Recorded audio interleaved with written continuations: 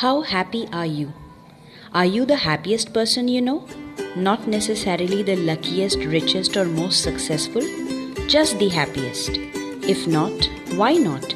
Most people will reel off their current worries, the job, the kids, the car, the price of fish. I don't mean to sweep these aside. Problems need to be solved, if you can, or waited out until they disappear. But as far as living happily is concerned, you have to face a crucial fact. If you can only live happily after all your problems are solved, you are never going to live happily. Because when today's problems are gone and forgotten, others will take their place. So either living happily is just impossible, or you have to do it in spite of your problems. Being happy depends not so much on external circumstances as on your inner life. This means all your thoughts, perceptions, beliefs, emotions, desires, dreams, your entire mental and emotional scene.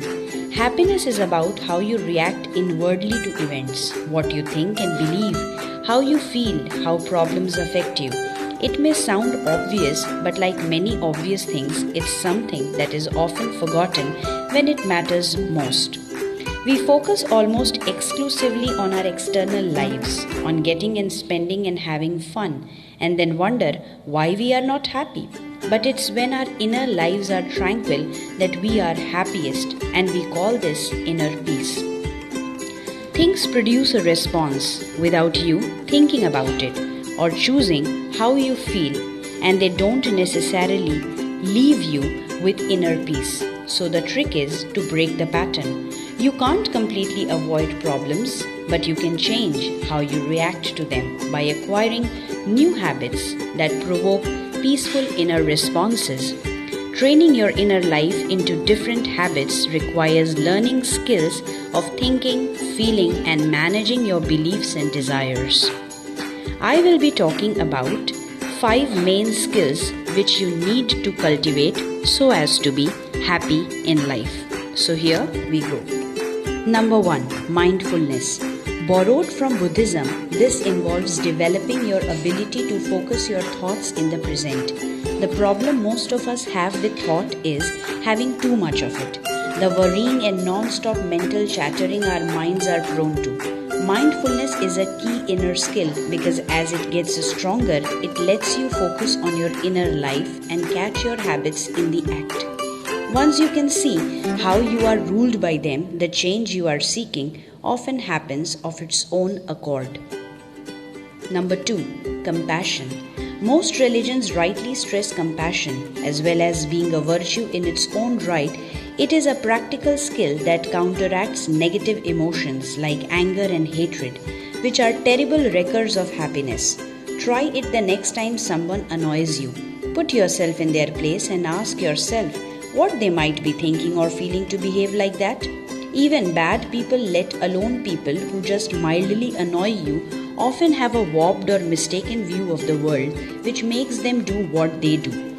Wars are started and atrocities committed, for example, because someone decides that this is what their God wants. It doesn't mean they should get away with their actions. In fact, it may be necessary to take strong action to defend yourself.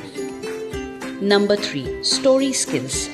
These are very useful for problems with your inner belief system, as they let you stand back and explore alternative versions of reality. Beliefs have great power over your life because a belief is something you take as fact. Start to think of your beliefs as stories, and it is easier to accept that other things might be true as well, or even instead. Even true stories only select the little bit of reality we are focusing on at the moment.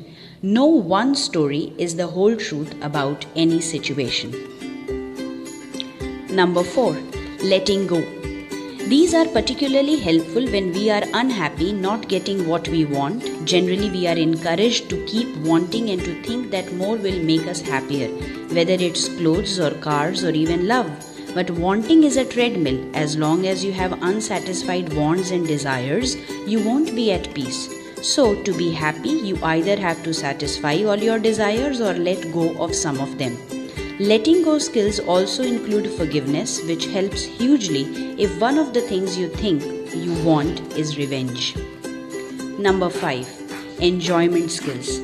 This last group includes skills such as patience, humor, and especially gratitude. You don't have to be grateful to someone, it's enough to cultivate gratitude for things. Our minds naturally scan the environment for dangers and resources, a useful mechanism when we were hunter-gatherers, but it can make us unnecessarily pessimistic. Focusing on the 10% we lack rather than the 90% we have, cultivating enjoyment skills will help redress the balance. Acquiring all these 5 skills takes time and effort. The important thing is to practice them until they operate without you thinking about them.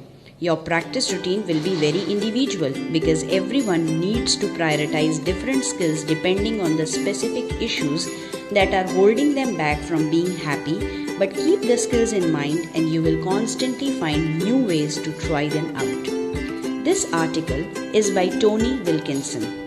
Being happy depends not so much on external circumstances as on your inner life. So on this note, I wish all of you a great day ahead. Be happy and keep smiling.